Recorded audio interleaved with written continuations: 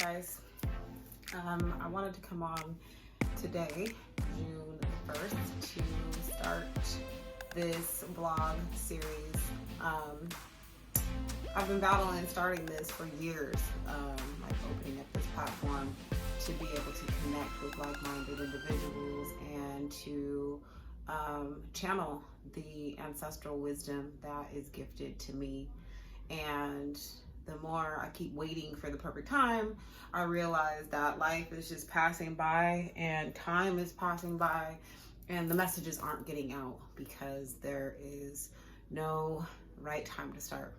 You know, we're always waiting for the perfect time and the perfect packaging and the perfect place. And sometimes all we need is the perfect intention and the perfect passion for what it is that we do. And that is the divine timing that manifests and creates itself when we're just ready and willing instead of, continuing to put up our own obstacles in the way of doing the work that we're called to do. So for me, that's getting out of my own way and coming on here today to let you guys know that, number one, I am an intuitive healing artist. That is my God-given gift, and that is my medium in which I heal and help to assist the planet through this ascension. It's taken me a long time to come to grips with that because there's just so many different aspects of that. My first, I would say, encounter with alternative healing arts came from my love from crystals. When I was 16, a tiger's eye actually spoke to me, and from the time that I held that tiger's eye in my pocket, I become aware of my psychic abilities and my intuition. Not that I got them from this crystal, I became more aware of them.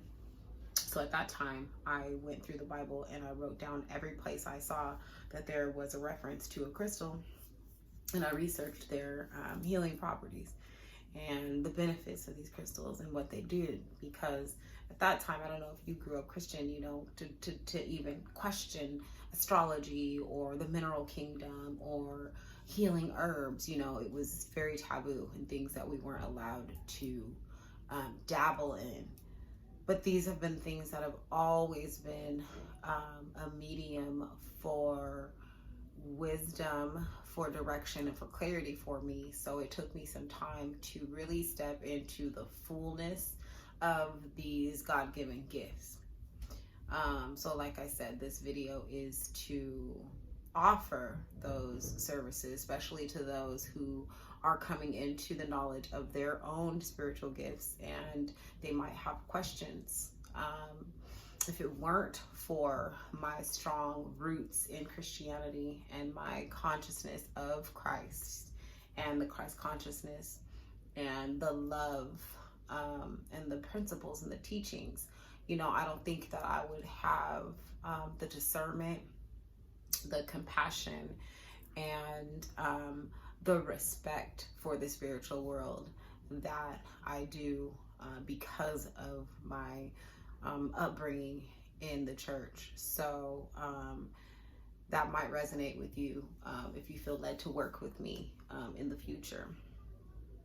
Some of my offerings include Reiki, which is the laying of the hands.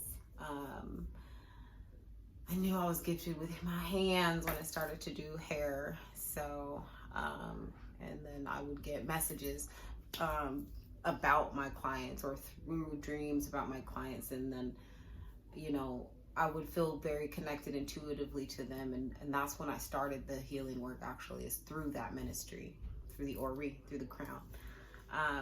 So anyway, Reiki is the laying of the hands to transmute energetic debris or blockages that are in our auric field or our energy field that is surrounding and running through our bodies. So by laying the hands on the body or around the body, we're able to be a conduit of the Reiki energy healing, to assist in healing the physical body. A lot of the ailments that we feel in our physical body are a manifestation of an energetic burden that we're carrying. So dis-ease in our energetic body becomes dis-ease in the body. So that is one of the offerings, as well as divination. Divination gives us a glimpse into what is going on beneath the surface of what we see. So the mediums and the tools that I use are the tarot cards, the oracle cards. I have some crystals that come through and tell messages. I may use a pendulum. I may use the I Ching. I may channel intuitive messages that are received through the Reiki healing as well. What else do I offer? I also work with herbs and essential oils, so I can diagnose or prescribe things for you personally. I am a neuro-linguistic programming practitioner, so our thoughts create the reality. Sometimes the thoughts that we are running are counterproductive to the life that we are striving to create. So that's where neuro-linguistic programming comes in, helping to actually go in and pull out those files that are detrimental to, or in opposition to what we are really striving to create. Sometimes we need help and we need guidance to shift those thought patterns. So I love doing that work. It did a number for me personally in just shifting my mindset from lack to abundance, and just really stepping into all, the all. And I had to dip it into me personally before I could come and share it. So, I really love the fact that with this work as a life coach, it's you got to do the work first. So, I realize now why I went through so many different things in my life and so many different experiences of what I like to call gathering information. Had I not, had feelings of self-doubt or unworthiness, had I not been next to homeless, had I not been to jail and became a felon, had I not had problems with addiction, had I not,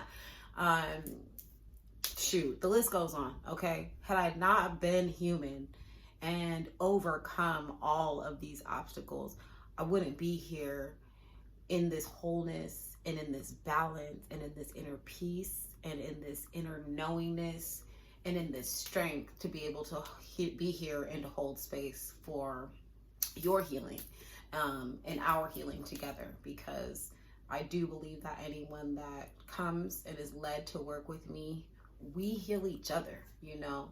I share the soul food that I have and we both get to eat, so that's pretty dope. So like right now, this is me out of my comfort zone, sharing more of me so that I can help you share more of you. So with that being said, I'm gonna pat myself on the back because I just defeated a huge barrier for my own abundance and a fear that I had of just getting in front of the camera and sharing what I'm led to share. This is a 9-minute video, so with the last few minutes, I'm gonna pull a card. Got my little bedside deck here. I'm gonna pull today from the She-Wolf Tarot.